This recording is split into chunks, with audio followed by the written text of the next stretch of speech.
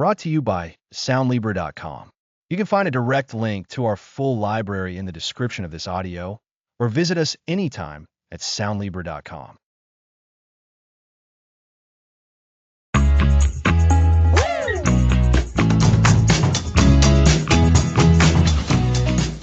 Welcome to the Courage to be Disliked. We're breaking free. And I'm Lisa, ready to explore how we stop living for others' opinions. Before we dive in, though, a quick heads up that while we're discussing psychological concepts, this isn't medical advice or a substitute for professional therapy. That's a great point, Lisa. We're here to share tools and perspectives for growth. Today, we're diving into approval addiction. This is that deep, often unnoticed drive to have others like us agree with us and approve of our choices. It truly shapes our decisions and our sense of self. It sounds so natural, doesn't it? This human need to belong. But you're saying it can become a problem, an addiction? Yes, we all have a healthy need for connection, but for many, it becomes the main driver, overshadowing our own desires. When you make a decision, is your first thought what you want or what others will think? I often catch myself wondering how a choice will be perceived, even small things. It's like a constant background check. Exactly. This constant seeking of external affirmation affects us profoundly. We might tailor our personalities to what we think others want, avoiding conflict or seeking praise. We become dependent. So, it's like we're acting on a stage, hoping for applause from an unclear audience? That's a great way to put it. We prioritize applause over our internal compass. The audience is often imagined. This means we might be the yes person, unable to say no, or constantly needing praise to believe in our own achievements. That sounds exhausting. If we're always trying to please, when do we get to know ourselves? That's the cost. Approval addiction erodes our self-awareness and trust in our judgment. These are unseen chains because we don't realize how much we're guided by the desire for approval. We might feel a general dissatisfaction without knowing why. And the title, The Courage to be Disliked, is so strong. Does that mean we have to go looking for disapproval? Not at all. It's about recognizing that while we can't control others' thoughts, our fear of them can control us. Our worth isn't determined by others' opinions. We shift our focus inward. We're not aiming to be liked by everyone. We aim to be authentic, accepting that some people won't like that. And that's okay. So, the goal is not to be difficult, but to stop letting others' opinions define our value. Precisely. We'll explore the roots of approval addiction. We'll look at social comparison, how we constantly measure ourselves against others. We'll learn about setting boundaries, embracing imperfection, and navigating criticism. And we'll find our own internal compass, our values, so we stop letting others steer our ship. Yes, we'll identify what truly matters to you, independent of external validation. We'll learn to release the burden of others' opinions, transforming shame into strength. We'll also discuss becoming your own person. That sounds like liberation. For listeners feeling this pull, what's the first step? The first step is awareness. Start noticing the moments where you think, what will they think? Or do they approve? Just observe the thought without judgment. This awareness is the seed of change, like shining light into a dark room. So, it's about paying attention to the inner dialogue seeking external validation. Exactly. This habit is so ingrained, it feels natural. But like any habit, it can be unlearned. It takes practice and patience. Breaking free means stepping outside of what feels comfortably familiar. It's like we've been on autopilot and are now learning to grab the steering wheel. Yes. Next, we'll explore social comparison. We'll examine how looking at others can trap us in inadequacy, fueling approval addiction. So, get ready to examine those comparisons. This first episode has really set the stage. We understand approval addiction, that drive for external validation that can cause us to compromise our authentic selves. And we see how it creates unseen chains that impact our self-worth. But awareness is the first step to breaking free, and the journey ahead promises liberation. It's about shifting focus from the external audience to our internal compass. Next time, we'll unpack those tricky social comparisons. Thanks for listening. Next episode, the illusion of social comparison.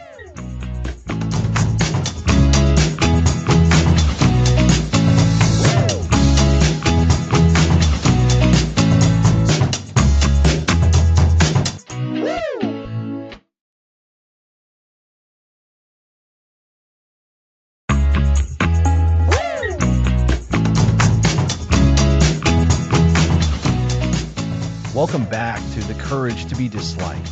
Today we're diving into a major culprit behind approval seeking, the illusion of social comparison. That sounds intense, Alex. I know I fall into this trap all the time. It feels like everyone else has it all figured out, and I'm constantly playing catch up. You are absolutely not alone, Lisa. Social comparison is a fundamental human tendency. It's how we often gauge our own standing, our abilities, and our successes. But in today's world, especially with social media, this tendency has been amplified to an extreme, creating a breeding ground for inadequacy. Think about it. What do you see when you scroll through social media platforms? Oh, it's always the highlight reels. Perfect vacations, successful careers, happy relationships, amazing looking meals. It's like everyone's living this idealized version of life. Meanwhile, I'm sitting here in my pajamas with a sink full of dishes, feeling like a failure. Exactly. And that's precisely the illusion. We're comparing our everyday reality, with all its messiness and imperfections, to someone else's carefully curated public persona. It's like comparing a backstage script to a perfectly rehearsed stage performance. Would you agree that what we see online is rarely the full, unvarnished truth? Absolutely. Nobody posts about their bad days, their arguments, or their insecurities. It's all polished and presented for likes and validation. So, when we see all that perfection, it naturally leads us to compare ourselves and feel, well, less than. Precisely. This constant exposure to what appears to be flawless lives fuels a sense of not enough. We start to believe that others are inherently better, more successful, or happier, and that we are falling short. This feeling of inadequacy then drives that very approval-seeking behavior we discussed last episode. We want to show the world our highlight reel, to feel like we measure up. So, it's a vicious cycle. We see others' perceived perfection, feel inadequate, and then we try to create our own perfect image to gain approval, which further perpetuates the comparison for others. You've nailed it, Lisa. It's a relentless feedback loop, and the psychological roots run deep. From an evolutionary standpoint, understanding our place in the social hierarchy was crucial for survival. We'd compare ourselves to others in the tribe to know where we stood. But today, that instinct is being exploited by curated content, leading to distorted perceptions. This constant comparison isn't just about feeling a little down. It can significantly impact our self-esteem, our motivation, and even our mental health, leading to anxiety and depression. It makes sense that it would. If you're constantly feeling like you're not measuring up, it's bound to wear you down. So, what can we actually do about this incessant urge to compare? How do we break free from this illusion? The first crucial step, as you mentioned, is recognition. We need to become acutely aware of when we are comparing ourselves. Is it while browsing social media? Is it when talking to a friend who just got a promotion? Simply noticing the thought pattern is powerful. Ask yourself, am I comparing my journey to someone else's highlight reel? Okay, so awareness. That feels like a good starting point. But once I notice it, how do I stop it? It feels so automatic. It is automatic, and that's okay. Instead of trying to force it to stop, we can gently redirect our focus. One powerful strategy is to shift from external comparison to internal reflection. Instead of asking, how am I doing compared to others? Ask, how am I doing compared to myself yesterday? Or am I making progress toward my own goals? We need to define success on our own terms. That's a significant shift in perspective. It's about focusing on personal growth rather than external validation. So, instead of looking at someone else's dazzling new car and feeling envious, I should ask myself if I'm moving closer to my own financial goals. Exactly. And another helpful tool is practicing gratitude. When we actively focus on what we do have, our skills, our relationships, our experiences, it naturally diminishes the perceived lack. Gratitude shifts our attention from what we don't have, according to someone else's timeline, to the abundance that already exists in our lives. So, actively acknowledging the good things, big and small, can be a powerful antidote to comparison. I've heard about gratitude practices, and they always seem so simple, but I can see how they would counter that feeling of scarcity that comparison breeds. It's about appreciating your own reality instead of coveting someone else's. Precisely. And it's also about understanding that everyone has their own unique struggles and challenges, even if they don't show them. The person who appears to have it all might be dealing with internal battles we can't even imagine. So, when you catch yourself comparing, remind yourself that you're seeing an incomplete picture. That's a really important point.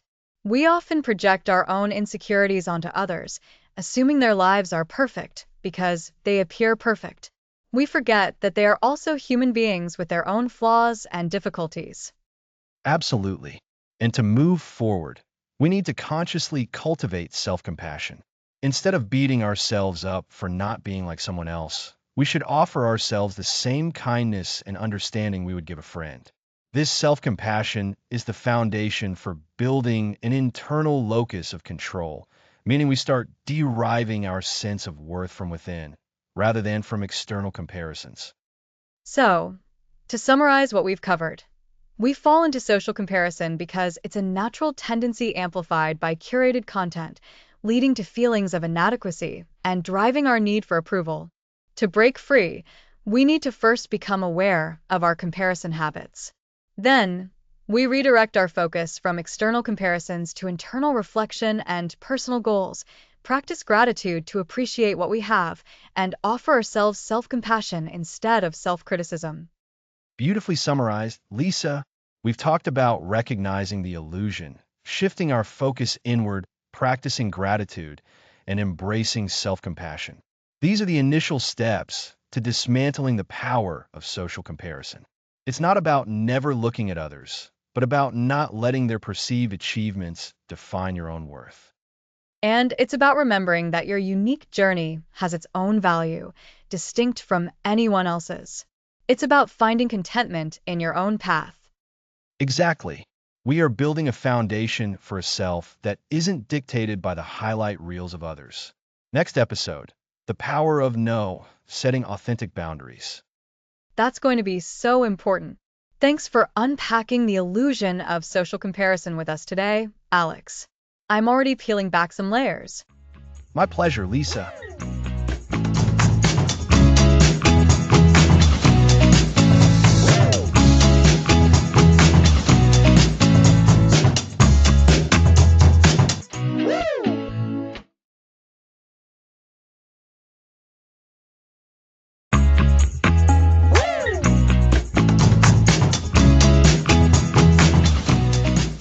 Welcome back. Last time, we explored the illusion of social comparison. Today, we're tackling the power of no, setting authentic boundaries. And I think so many of us struggle with this. It feels easier to just say yes and keep the peace, even when we're overloaded. Exactly. That keeping the peace often comes at the expense of your own. This episode is about understanding why saying no is not selfish, but essential. It's about reclaiming your energy, your time, and your authentic self.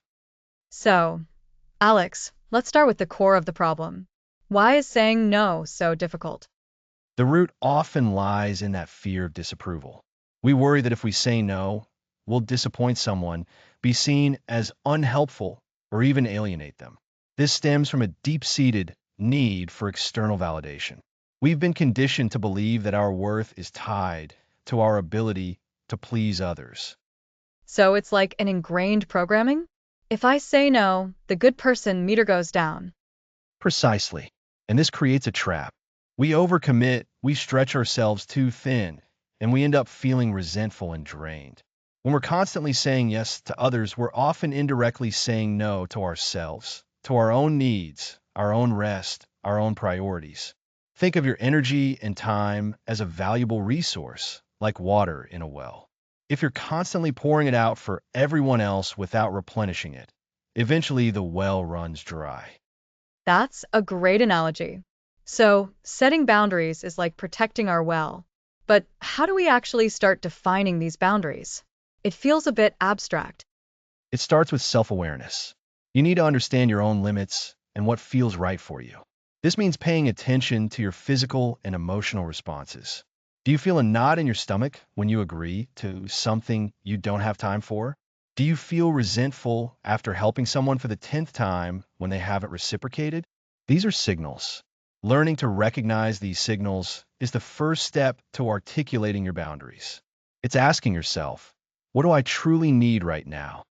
So, it's not about creating a wall, but about understanding where your personal space is and being able to communicate that. Exactly.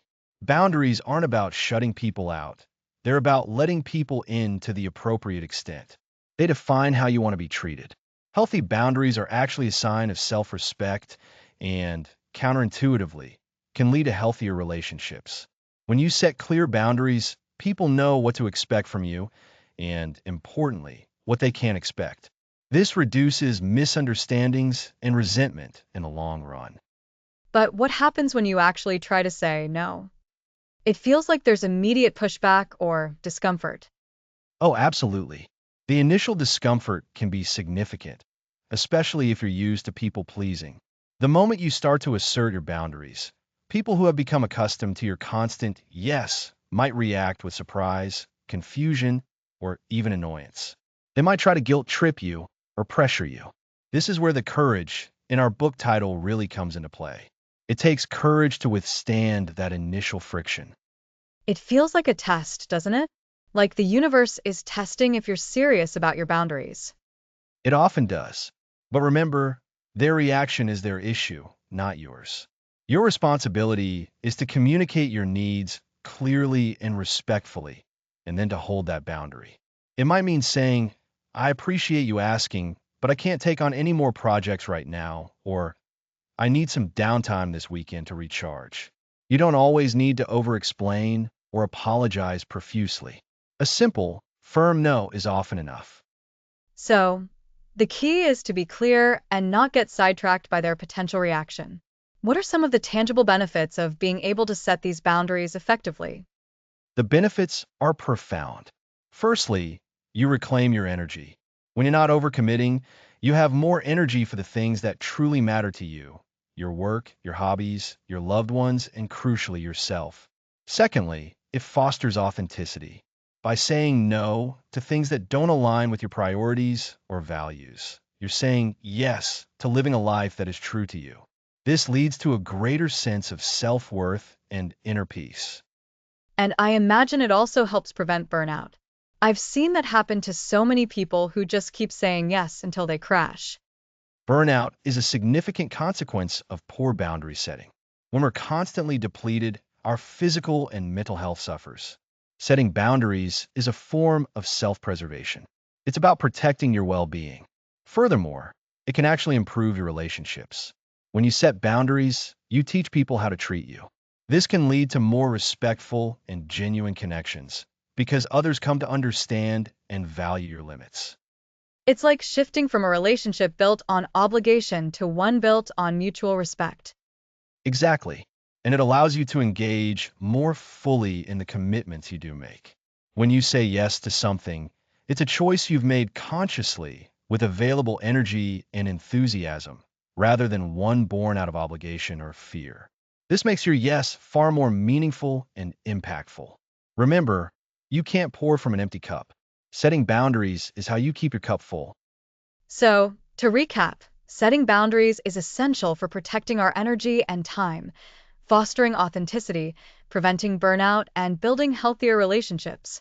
It involves self-awareness, clear communication, and the courage to navigate the initial discomfort that may arise when we start saying no. That's a perfect summary, Lisa. It's a skill that takes practice, and it's okay if it feels awkward at first. The long-term reward is a more authentic, energetic, and fulfilling life. You're not being difficult. You're being healthy. You're not being selfish. You're being self-aware and self-respecting. And that self respect is the foundation for all the other courageous steps we'll be taking in this series. Absolutely. Next episode, Embracing Imperfection, the courage to be seen. This is where we begin to shed the mask and allow ourselves to be vulnerable. Looking forward to it. Me too. Thanks for listening.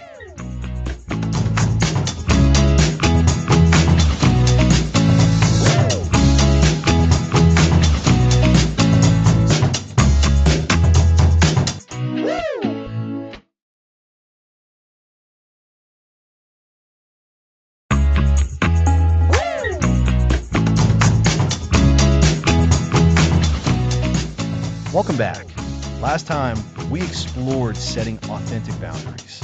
Today, we're diving into embracing imperfection and finding the courage to be truly seen. It's such a crucial step, Alex. We spend so much time trying to present a polished, perfect version of ourselves. The fear of judgment can be paralyzing. This episode is about shedding that act and showing up as we are, flaws and all. Exactly. We crave genuine connection, but then we hide our true selves, fearing that if people saw our vulnerabilities, our mistakes, our messy moments, they wouldn't like us. It's a paradox.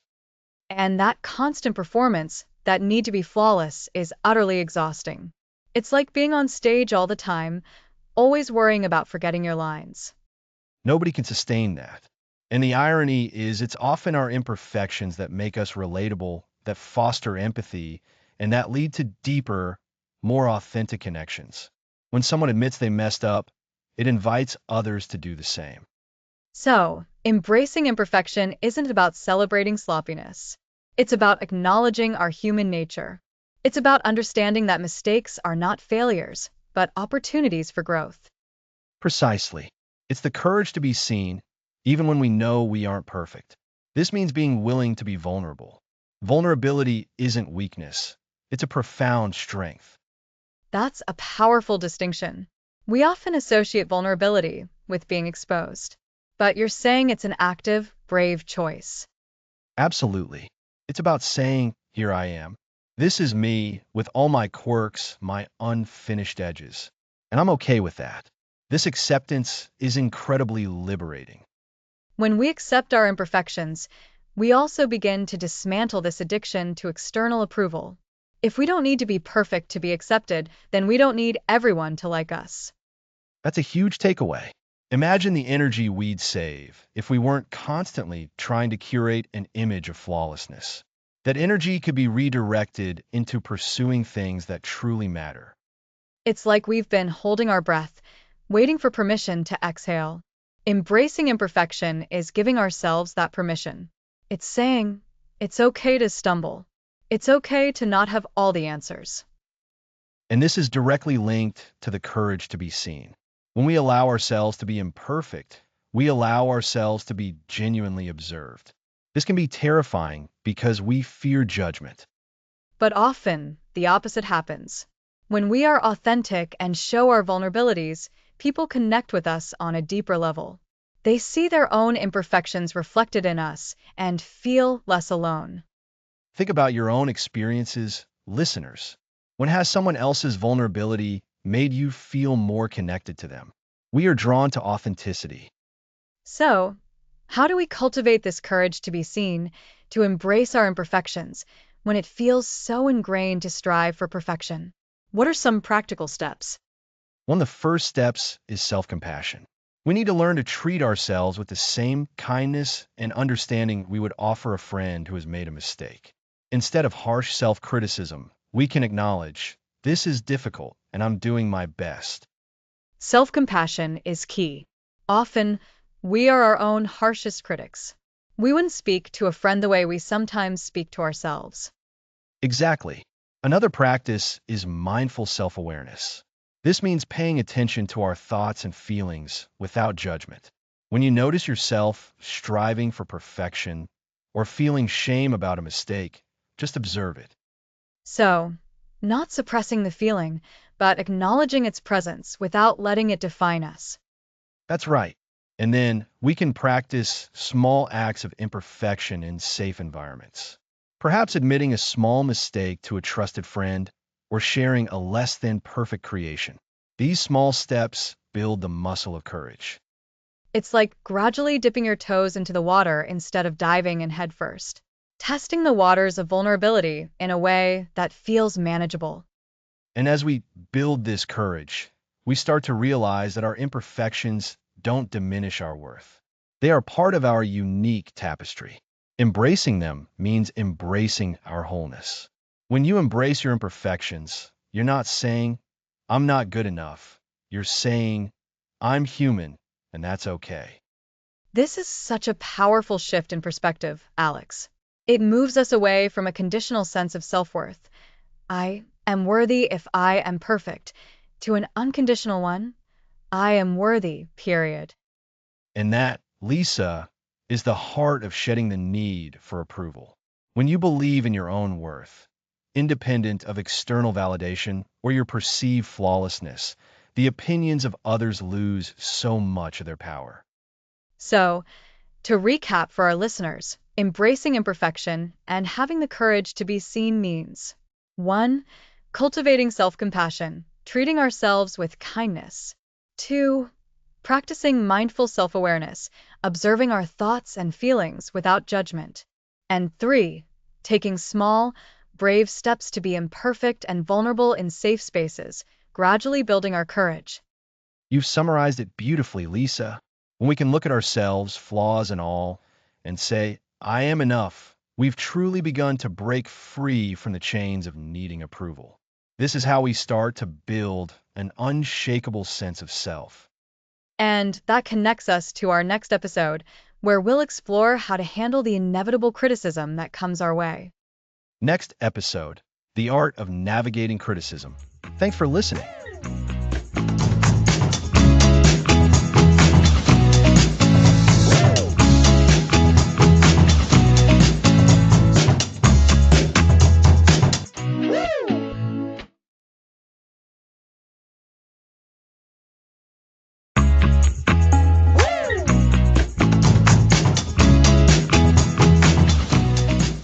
Welcome back. Last time, we embraced imperfection and the courage to be seen. Today, we're tackling criticism. Criticism. It can feel like a direct attack, can it? Especially after being vulnerable. Exactly. Criticism is unavoidable. The key is learning to navigate it constructively, not avoid it. So, how do we develop this smart kind of armor? What's the first step? The first step is perspective. Distinguish between constructive criticism and destructive criticism. This is crucial. What's the difference? Constructive criticism aims to help you improve. It's specific, focuses on behavior, not you, and offers suggestions. Think of a coach. It feels like it's coming from a place of wanting you to succeed. Precisely. Destructive criticism, however, is often vague, personal, and intends to hurt or belittle. It rarely offers a path forward. So, if it's destructive, we can dismiss it more easily, knowing it's about their issues, not us. That's the goal. When you receive criticism, ask, is this to help me grow, or is someone lashing out? This shifts your internal dialogue. What if it feels like a mix or we're unsure? Treat it cautiously as potentially constructive. This leads to our next strategy, active listening. Resist the urge to interrupt or defend. That's hard. Your mind is racing with how they're wrong. It is. Active listening means you're genuinely hearing, not formulating your response. Paraphrase what you heard to ensure understanding. So, you're saying the proposal was too long and lacked a clear action? That shows you're taking them seriously and de-escalates. Exactly. It gives you a moment to process, not just react emotionally. It also allows for clarification. So, perspective and active listening. What's next? The third key is to separate the message from the messenger. This builds resilience. Someone else's opinion doesn't define who you are. Their perspective is just that, their perspective. This feels like our episode on social comparison. Others' criticisms might not be the whole story about us, either. Absolutely. If someone criticizes your painting and you know your intent and effort, their critique might highlight a technical point, but it doesn't invalidate your vision. So, we acknowledge the feedback and understand their view, but we don't let it become our own narrative or the sole measure of our worth. Correct. It's also beneficial to seek feedback from trusted sources. Build a small circle of people whose judgment you respect. So you're curating the feedback, not accepting it blindly, but actively seeking useful input. Precisely. And when you receive constructive criticism from these sources, show gratitude. Thank you for sharing that. I appreciate you pointing this out. Gratitude can transform a negative interaction into a positive one. It truly can. Finally, let's talk about self-compassion. This is the bedrock. Be kind to yourself when you receive criticism. You're learning and growing. Self-compassion feels like the antidote to shame. It's a soft landing for the ego. It is. To recap, 1. Gain perspective by distinguishing constructive from destructive. 2. Practice active listening. 3. Separate the message from the messenger. 4. Seek trusted feedback. And 5. Embrace self-compassion. That's a fantastic framework. It breaks down something overwhelming into manageable steps, fostering a resilient response. This skill is closely linked to what we'll explore next, the grace of misunderstanding. Criticism often stems from a lack of understanding. Looking forward to that. So, today, criticism is inevitable, but how we handle it is a choice. By understanding its forms, listening carefully, detaching our worth, seeking trusted advice, and being kind to ourselves, we can turn feedback into growth. Well said, Lisa. And that's all for today's episode on navigating criticism. Next episode, the grace of misunderstanding.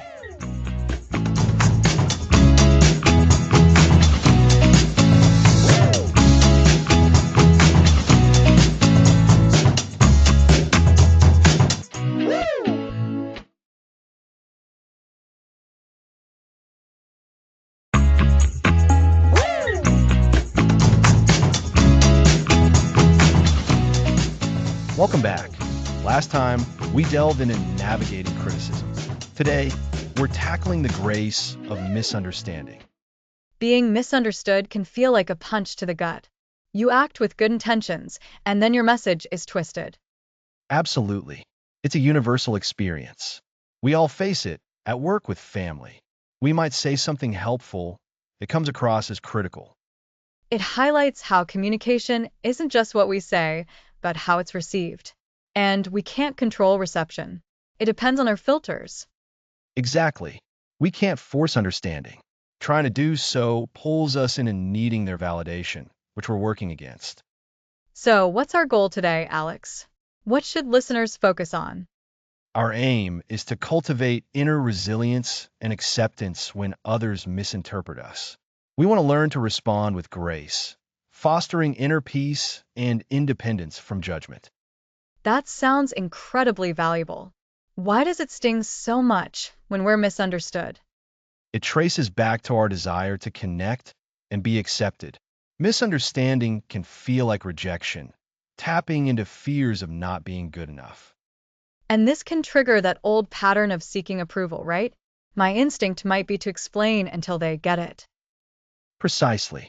It's an attempt to regain control and secure approval. We shift from inner conviction to seeking external validation. We let their perception dictate our self-worth. This is where we practice the grace of misunderstanding. Their lack of understanding isn't a reflection of our worth.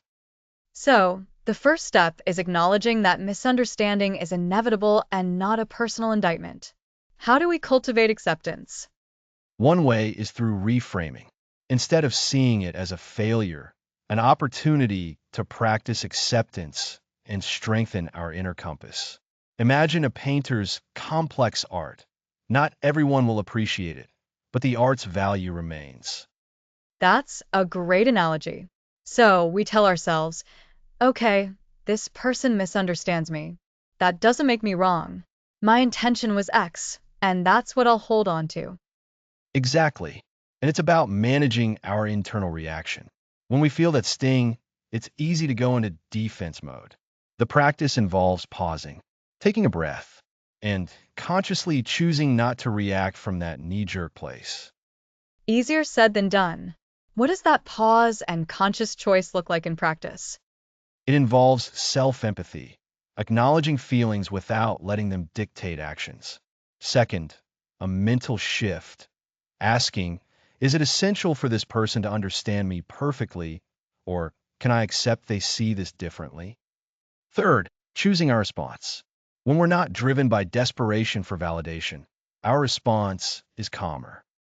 So, instead of a passionate defense, we might calmly say, I understand you see it that way. Precisely. It's not about agreeing with their incorrect interpretation, but acknowledging their reality without invalidating ours.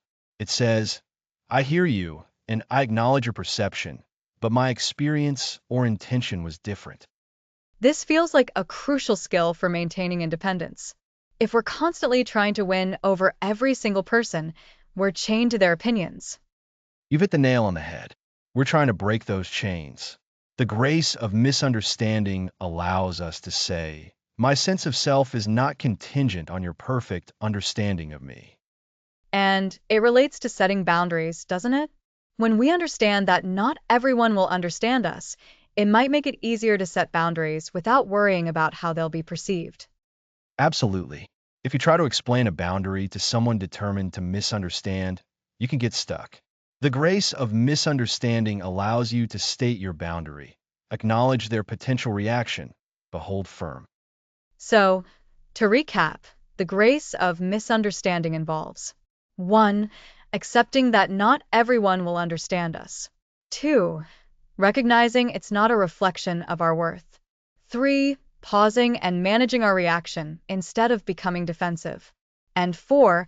Choosing a calm response that acknowledges their perspective without sacrificing our own reality. Well said, Lisa. It's a practice. The key is to notice those moments, gently guide ourselves back, and remember that our inner peace is far more valuable than universal agreement. It truly is about building that unshakable core. When we can extend grace to ourselves and others when misunderstood, we create a much more peaceful world. Indeed, this ability to navigate misunderstanding with grace is foundational for the next steps in our journey.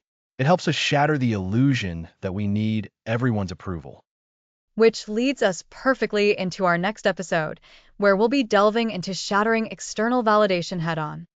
Next episode, Shattering External Validation.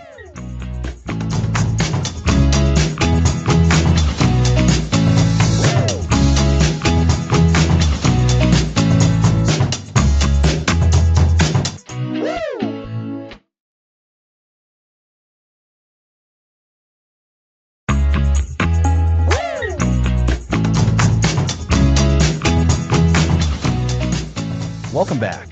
Last time we explored misunderstanding and navigating it with grace.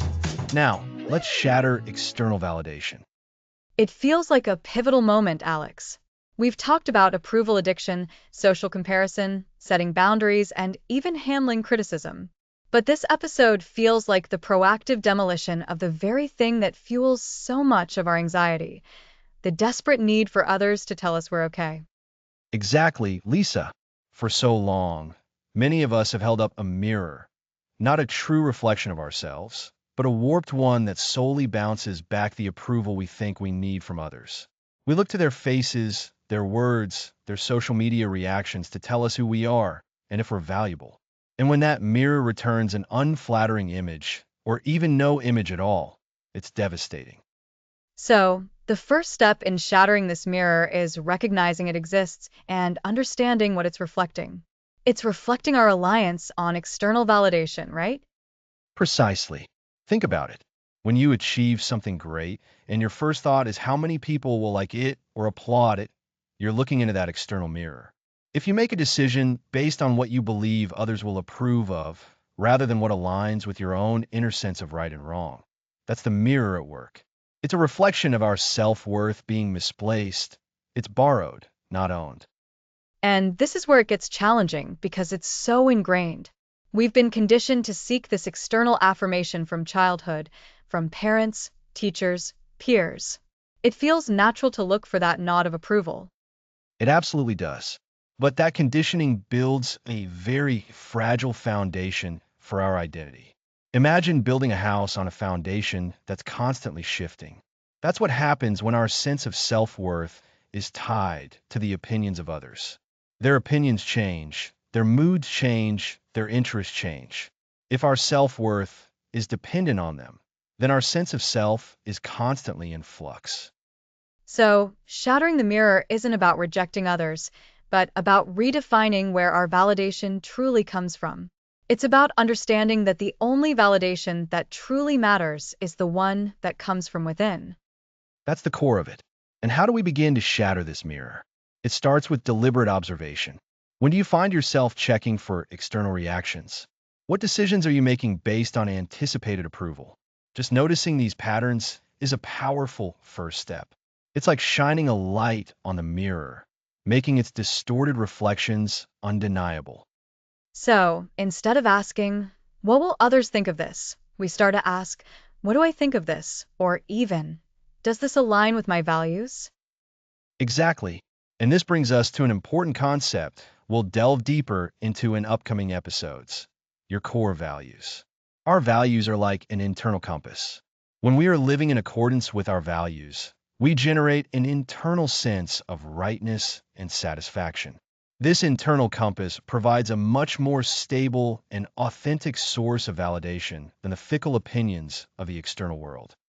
So, the external mirror reflects what others see and value. Our internal compass points towards what we value and believe in. And shattering the mirror means relying more on that compass. You've got it. This process isn't about becoming a hermit or disregarding feedback altogether. It's about discerning whose opinions truly matter to you and understanding that ultimately, your own judgment and inner sense of worth are the most reliable guides. You need to start seeing yourself not as a reflection in someone else's mirror, but as the source of your own light. It feels like a courageous act, though, to stop caring so much about what others think. It takes a lot of vulnerability to stand in your own truth when the world might not immediately clap for it. It absolutely does. It takes courage because it means accepting that not everyone will understand, not everyone will agree, and not everyone will approve. And that's okay. When you shatter the external mirror, you release yourself from the exhausting pursuit of universal acceptance, which, let's be honest, is an impossible quest. So, practically, what does shattering the mirror look like in everyday life? Are there specific actions we can take today? One powerful action is to practice making small decisions without seeking pre-approval or immediate confirmation. For example, choosing what to wear without agonizing over if it's fashionable enough for others, or speaking up in a meeting with an idea, not because you think it's what the boss wants to hear, but because you genuinely believe it's a good idea. It's about intentionally choosing your internal radar over the external buzz. And what about when we receive criticism? We've touched on this before, but how does shattering the mirror change our approach to feedback? When a mirror is intact, criticism can feel like a personal attack. It confirms our deepest fears about not being good enough. But when the mirror is broken, you can more clearly see constructive feedback for what it is.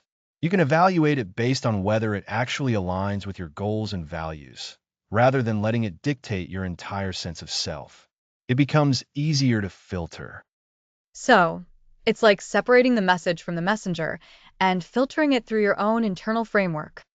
Exactly. You're no longer passively absorbing whatever the external mirror reflects. You're actively choosing what to hold on to. You're recognizing that others' perspectives are just that, perspectives. They are not objective truths about your worth. This is a profound shift.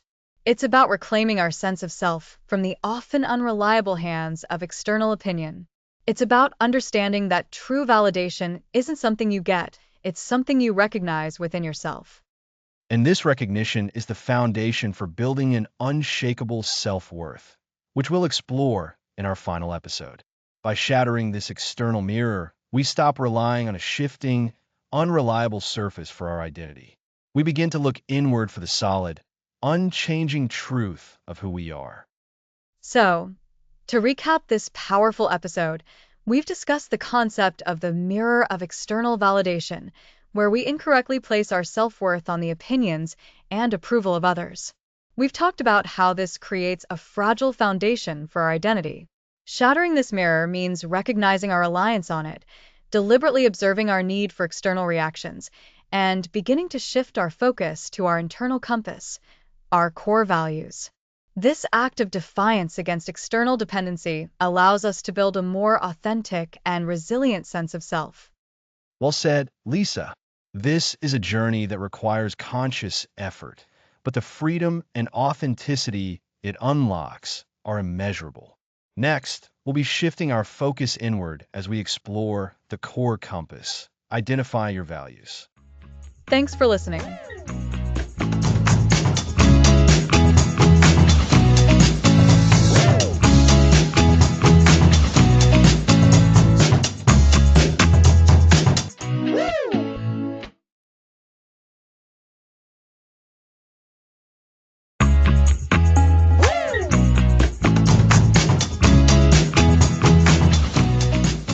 Welcome back. Last time we covered breaking free from social comparison. Now let's talk about your inner compass. We've discussed the external pressures of seeking approval, but what if we could build an inner guide to point us toward authenticity? That's what identifying your core values is all about. Exactly. External validation is like navigating by fleeting reflections. Your core values, however, are like a sturdy, reliable compass. They are your most important beliefs and principles, guiding your decisions and your sense of self. So, how do we find these core values? They might be buried under years of trying to please others. That's true. The process begins with introspection. Carve out quiet time to ask deep questions. Think about moments when you felt truly alive, fulfilled, or proud. What was happening? What principles were you upholding? So, not just what I think I should value, but what genuinely resonates and makes me feel good about my choices. Precisely. And consider moments of disappointment or upset. What about those situations bothered you? Deep frustrations often arise when actions clash with our core values. If you value honesty, deception might feel jarring. That makes sense. It's like an alarm bell when a value is compromised. We're looking at both positive and negative experiences. Yes. Another helpful technique is to think about people you admire. What inspiring qualities do they possess? Those qualities are often linked to their core values. If you admire generosity, generosity might be a core value for you. That's a great way to look at it. Self-reflection, peak experiences, and admired qualities all help. Absolutely. Some find it helpful to look at a list of values. Words like honesty, integrity, creativity, compassion, growth, freedom, security, loyalty. These can spark recognition. The words themselves can unlock buried feelings. But what if we identify too many values? That's common. The next crucial step is prioritizing. Narrow it down to your core values, the 2 to 5 non-negotiables. Imagine you can only live by a few guiding stars. Which would they be? Only 2 to 5? That feels like a very small number. It does. But that's the power of prioritization. If everything is important, nothing is truly prioritized. Your core values should be the lens for your significant decisions. Ask, if I had to choose between upholding this value and achieving a certain external outcome, which would I prioritize? If you value financial success, but also work-life balance, and an opportunity demands extreme hours for huge financial rewards, you must decide which value takes precedence. So, it's about understanding which values will guide you even when things get tough or when you face a difficult choice. It's not just about what feels good when things are easy. Exactly. This is where the compass analogy comes into play. A compass doesn't change direction based on the weather. It reliably points north. Your core values should provide that same unwavering direction. When you operate from your core values, you're less swayed by others' opinions because your decisions are rooted in something fundamental within you. This feels like the antidote we've been searching for. If we know what truly matters, our core values, then external criticisms or the hunger for applause lose their power. They absolutely do. When your actions align with your core values, you've achieved profound success, regardless of external judgment. This inner alignment fosters self-worth independent of approval. If you value integrity and act with integrity, you don't need someone else to tell you you're a good person. You know it. This is empowering. To recap, identifying core values involves introspection. Look at fulfillment and frustration, admire others' qualities, and use value lists. Then, prioritize to the 2 to 5 non-negotiables. And the benefit? Living by your core values creates an internal compass. This compass guides decisions, navigates challenges, and builds resilient self-worth independent of external validation. You become less susceptible to approval addiction. It's like building a strong foundation. You can weather storms without your structure collapsing. Genuine fulfillment lies in living a life true to ourselves, guided by what we authentically value. Precisely. Living a values-driven life isn't always the easiest path, but it is always the most rewarding. It leads to meaning, purpose, and deep, quiet confidence. So, listeners, start this exploration. Carve out quiet time, ask deep questions, and uncover your core compass. It's a journey with immense rewards in inner peace and self-acceptance. Indeed. Next episode, letting go of the wheel, releasing others' opinions. That sounds like a vital step towards true freedom. We'll see you then.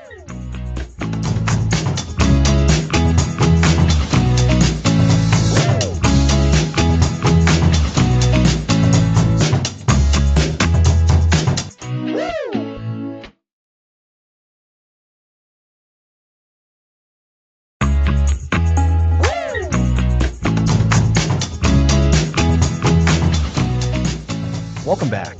Last time, we really dug into identifying our core values. Now, let's tackle releasing the weight of others' opinions. You know, Alex, that phrase, letting go of the wheel, really resonates. It feels like so much of our energy is spent trying to steer how others perceive us, how they might react to our choices. It's exhausting. Exactly.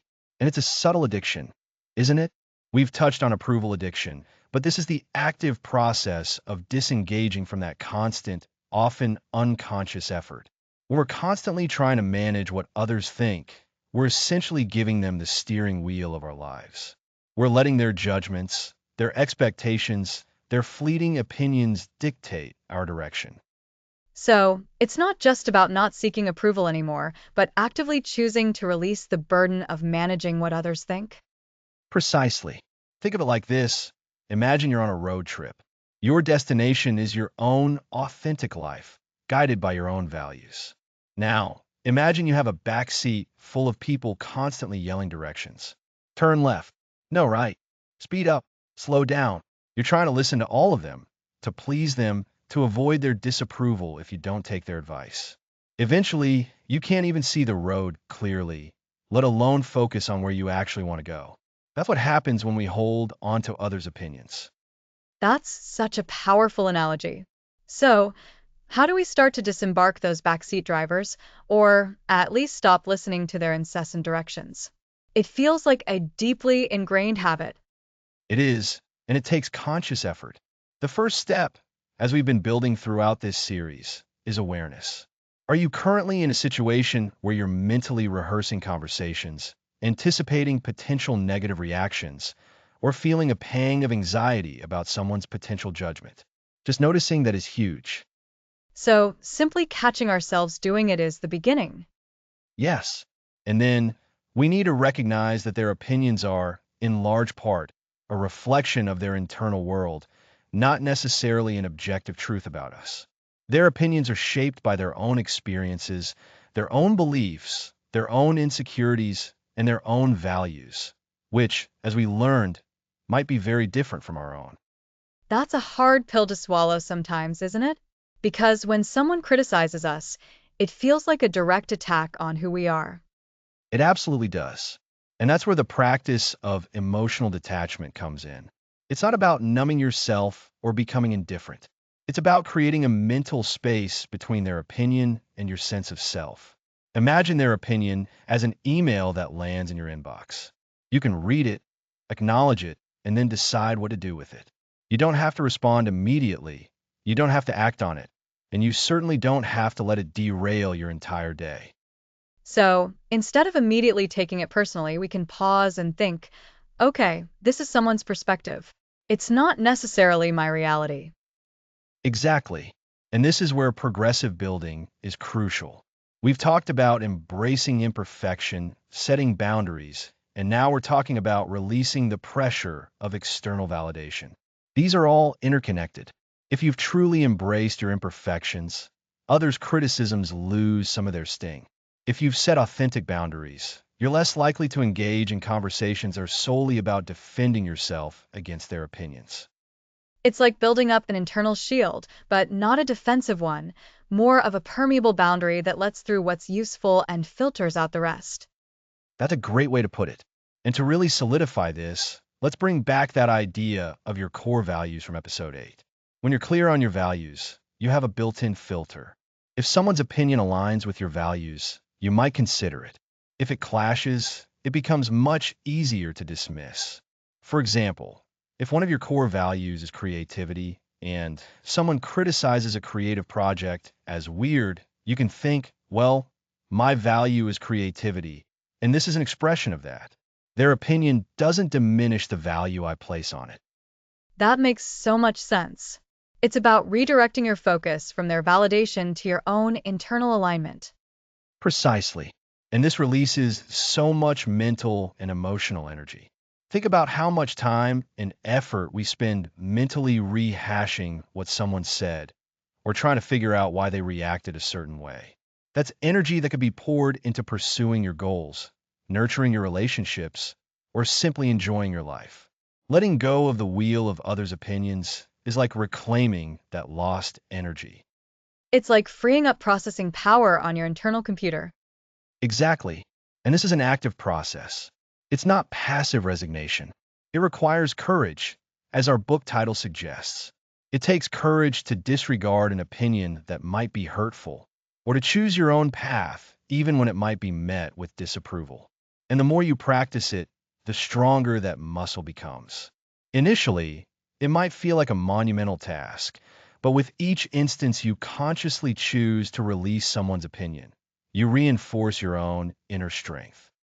So, to recap what we've discussed today, releasing others' opinions involves becoming aware of when we're engaging in that mental management, recognizing that their opinions are often a reflection of their own world, practicing emotional detachment by creating space between their words and our sense of self, and using our core values as a filter.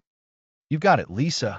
And the incredible benefit of this practice is that it frees you up to live a far more authentic and fulfilling life. When you're not constantly trying to steer in a direction that pleases everyone else, you can finally set a course for where you truly want to go. It's about owning your journey and realizing you don't need anyone else's permission or approval to navigate it.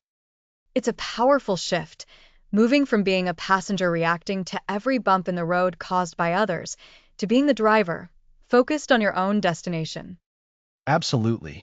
And this is the essence of building an unshakable self-worth, which we'll be discussing next.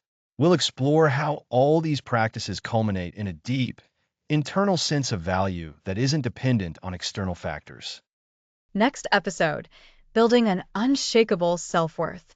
I'm really looking forward to that. Me too. Thanks for listening.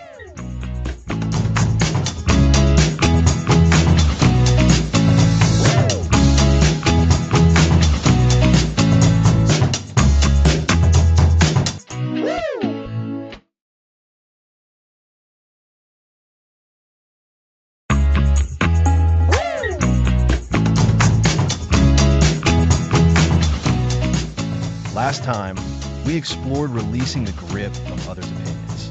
Now, we transform shame into strength. Shame. That's a heavy word, Alex. It's that feeling of being fundamentally flawed, isn't it? Like there's something inherently wrong with us that others will discover if we're not careful. Exactly, Lisa. And it's crucial to understand that shame is different from guilt.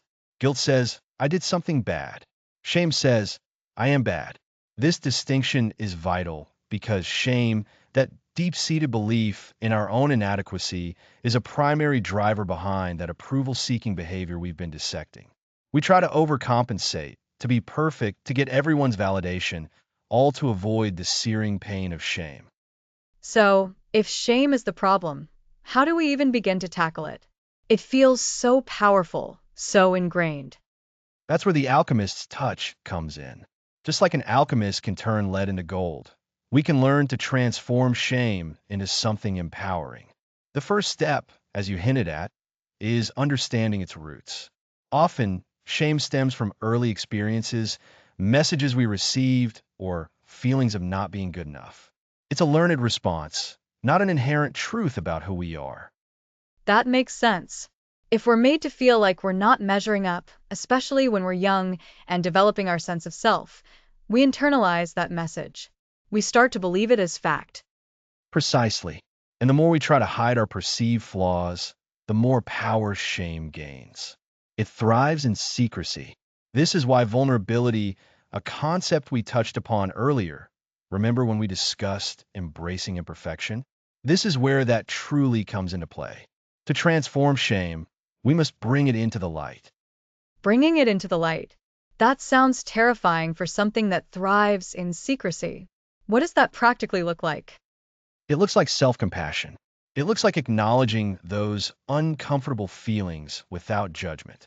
When that familiar wave of shame washes over you, instead of pushing it away or trying to prove it wrong with external achievements, try to sit with it. Ask yourself, what is this feeling trying to tell me? Where might it be coming from? So, instead of thinking, oh no, they're going to see I'm a fraud, it's more like, I'm feeling a sense of inadequacy right now, and that's uncomfortable, but it's just a feeling. It doesn't define me. You got it. It's about recognizing that shame is a universal human experience. Everyone feels it.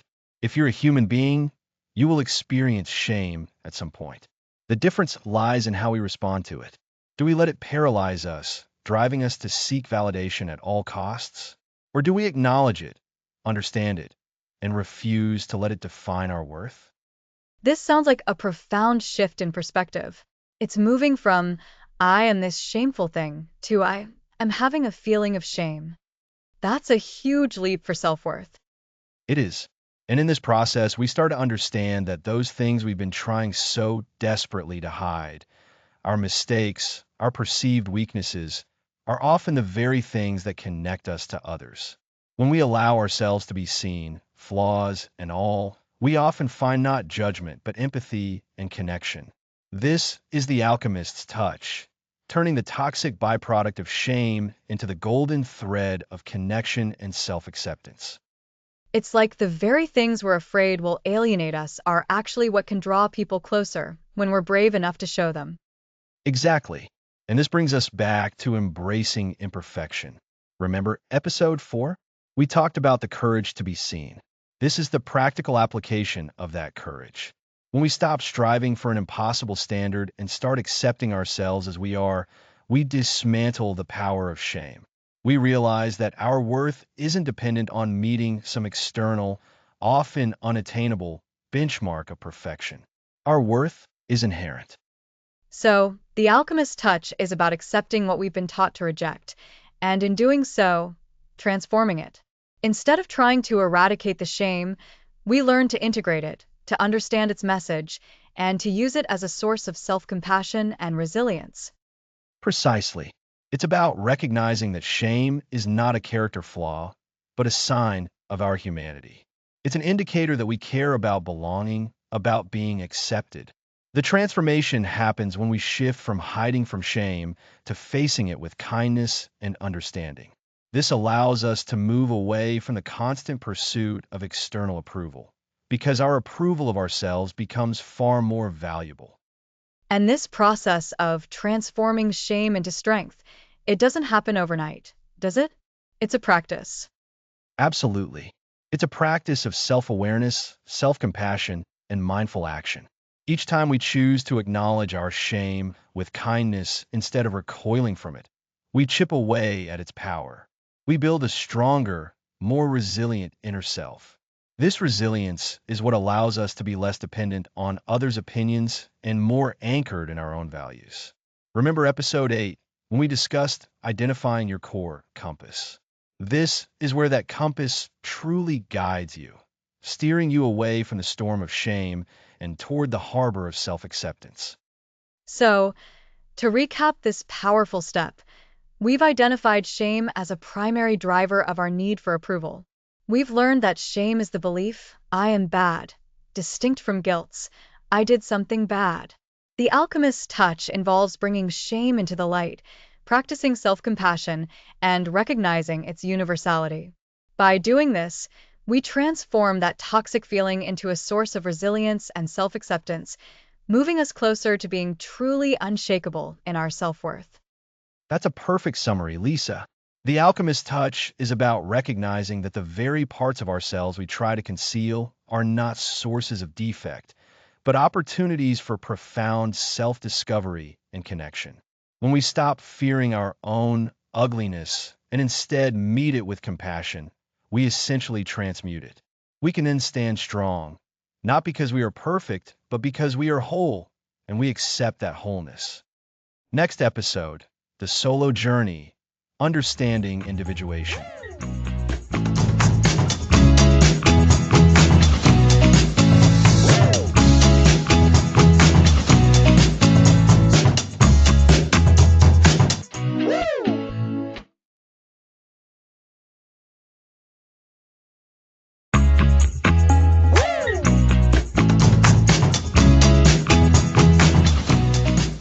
Welcome back to The Courage to Be Disliked.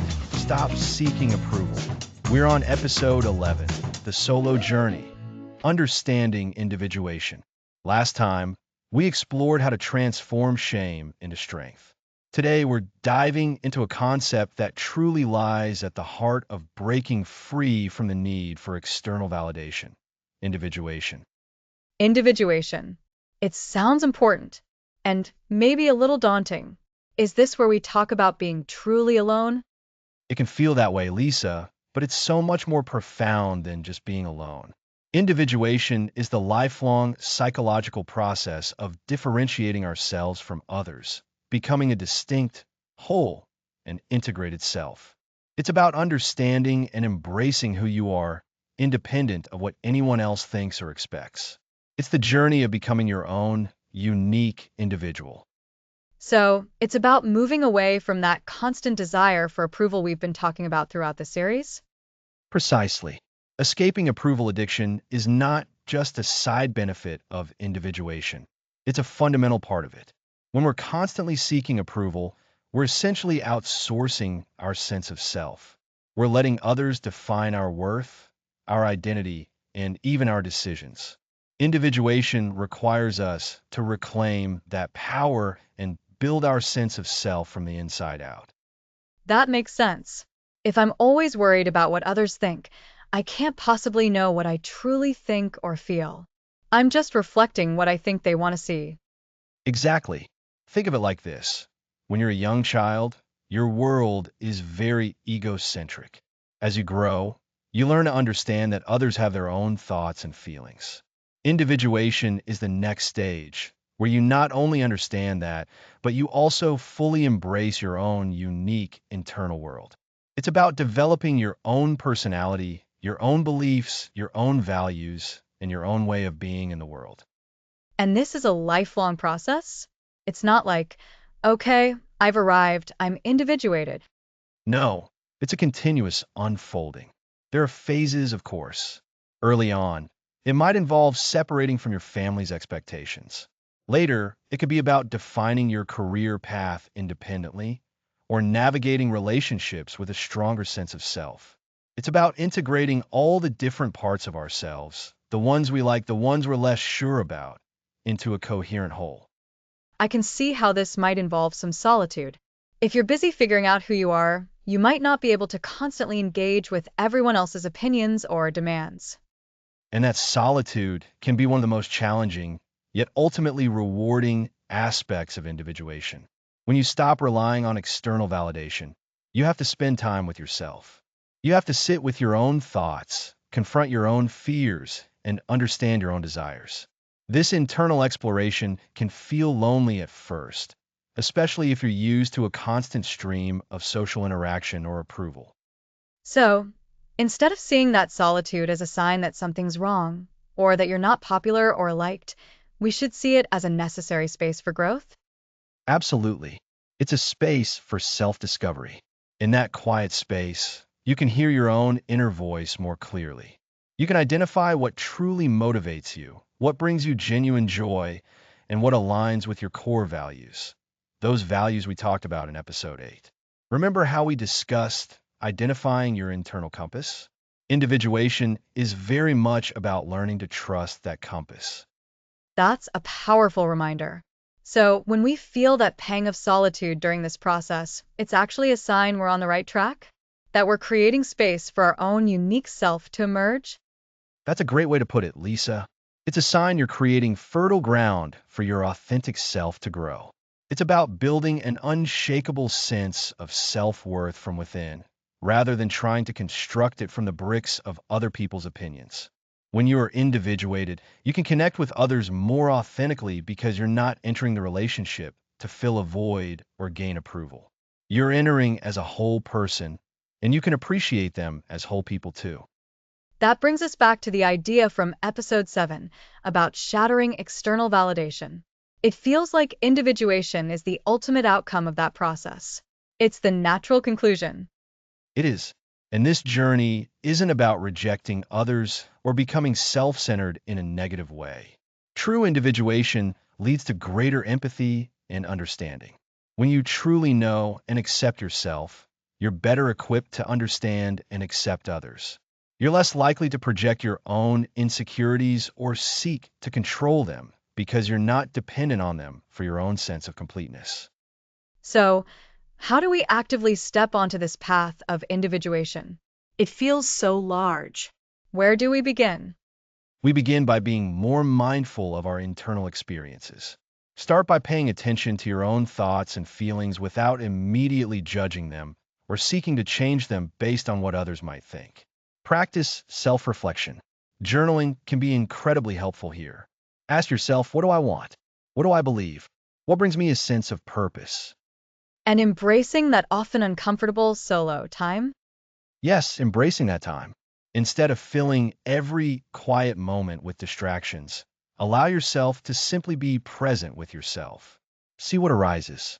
It might be old patterns of thought, unresolved emotions, or new insights. The key is to observe, without the immediate need for external approval or commentary. It's like observing a landscape. You're just taking it all in, letting it be. It sounds like it requires a lot of courage. Courage to be honest with ourselves, and courage to potentially step away from the comfort of external validation. It absolutely requires courage, the very courage our series is about. And it's a continuous unfolding. We're constantly integrating new experiences and learning more about ourselves. As we become more individuated, we find ourselves less swayed by external pressures and more guided by our own inner knowing. So, to recap for our listeners, individuation is the lifelong psychological process of becoming a distinct, whole, and integrated self. Escaping approval addiction is key to this journey. The solitude that can come with individuation is not a negative sign, but a necessary space for self-discovery, allowing us to hear our inner voice and trust our internal compass. This leads to a more authentic connection with ourselves and others, and ultimately, to genuine, unshakable self-worth. You've summarized it beautifully, Lisa.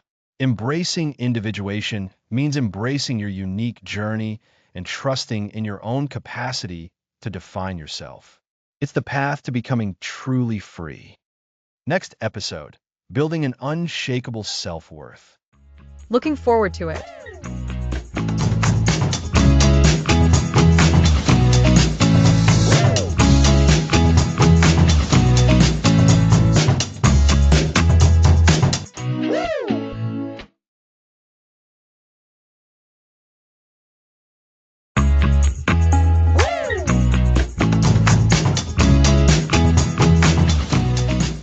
Welcome back. This is the final episode of The Courage to Be Disliked. We've explored approval addiction, social comparison, boundaries, and the power of self-acceptance. Today, we're building unshakable self-worth. It's hard to believe we're at the end of this journey together. When we started, relying on ourselves for worth felt almost impossible. But we've covered so much ground. So, today is all about solidifying that. Building something that won't crumble when the wind of judgment blows. Exactly, Lisa. And the foundation for this unshakable self-worth isn't a complex formula. It's built on the very concepts we've been discussing. Remember when we talked about identifying your core values in episode 8? That was our first major pillar. Knowing what truly matters to you provides an internal compass. When you live in alignment with these values, your self-worth comes from your character, not from whether others approve. That internal compass is so powerful. It's like having a reliable guide that doesn't need anyone else's directions. You're not trying to please a crowd. You're simply steering yourself towards what you know is right and meaningful for you. Precisely. And this connects directly to episode 3 on setting authentic boundaries. When you can say no to things that drain you or don't align with your values, you're reinforcing your own worth. You're saying, my time, my energy, and my well-being are valuable, and I get to decide how they're used. This act of self-preservation and self-respect is fundamental to building that inner strength. It's so true. Saying no can feel difficult, especially if we're used to people pleasing. But each time we do it successfully, it's like a little victory for our own autonomy. It's a tangible way of showing ourselves that we matter. Absolutely. Now, let's talk about embracing imperfection, a key theme from episode 4. When we're constantly seeking approval, we feel the need to present a flawless version of ourselves. This is exhausting and honestly impossible. True self-worth means accepting that you are human, that you will make mistakes, and that your value isn't tied to your flawless performance. It's about recognizing that your quirks, your vulnerabilities, and yes, your imperfections are part of what make you uniquely you. That's a tough one for many people to internalize. The pressure to be perfect is immense in today's world. But you're right, Alex. When we stop striving for that impossible ideal and start celebrating who we are, flaws and all, that's when genuine self-worth can begin to blossom. And building on that courage to be seen, remember episode 7 on shattering external validation? This is where we actively dismantle the reliance on others' opinions for our sense of self. It's a process of retraining our brains to recognize that external praise or criticism is just feedback, not a definitive judgment of our worth. We need to become our own primary source of validation. So, it's a shift from thinking, I am good because they say so, to I am good because I know myself to be good based on my values and my actions. It's a complete internal reversal. Exactly. And this brings us to the concept of individuation, which we explored in episode 11. Individuation is about becoming your own distinct self, separate from the expectations and definitions of others. Building unshakable self-worth is the ultimate outcome of this process. It's when you can stand confidently in your own skin, knowing who you are, what you believe, and what you stand for, regardless of external circumstances. It sounds like the pinnacle of the journey we've been on. It's about finally feeling whole on your own terms. Precisely. So, how do we practically continue building this unshakable self-worth after the series ends? I'd say it boils down to 3 actionable pillars. First, mindful values living. Regularly check in with your core values. Are your daily actions reflecting them? If not, gently course correct. This practice keeps your internal compass steady. Mindful values living. I like that. It's an ongoing practice, not a one-time fix. Second, assertive self-care. This is about prioritizing your needs and well-being through those strong, authentic boundaries we talked about. It's about listening to your body and mind and giving them what they need without guilt. This includes saying no, asking for what you need, and protecting your peace. Assertive self-care. That means being firm but fair with yourself and others about your needs. And third, self-compassionate acceptance. This is the practice of treating yourself with the same kindness and understanding you would offer a dear friend, especially during difficult times. When you stumble, instead of harsh self-criticism, offer yourself words of encouragement and support. Acknowledge your humanity. Self-compassionate acceptance. That's so important when we are inevitably going to face challenges or make mistakes. It's the antidote to self-punishment. These three pillars, mindful values living, assertive self-care, and self-compassionate acceptance, are the ongoing work, the practices that will sustain your unshakable self-worth for a lifetime. They are how you build resilience that doesn't depend on the shifting sands of public opinion. It's like creating a strong internal fortress. We've armed ourselves with the knowledge and the tools throughout this series. Now it's about consistently applying them. So, to recap for our listeners, we've learned that unshakable self-worth is built upon. Firstly, living in alignment with your values, your internal compass. Secondly, setting authentic boundaries to protect your energy and your well-being. Thirdly, embracing your imperfections and understanding that they are part of your unique identity. Fourthly, shattering the reliance on external validation and becoming your own source of worth. And finally, understanding individuation, becoming comfortable and confident as your true, independent self.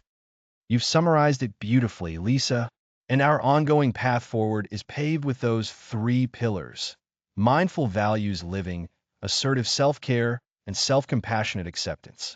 This isn't about a destination, but a continuous, empowering journey of honoring yourself. It has been an incredible journey, Alex. I truly feel like our listeners are equipped with so much to start or continue their own path towards self-acceptance and freedom. I agree. It's been an honor to explore these ideas with everyone. Thanks for listening to the series.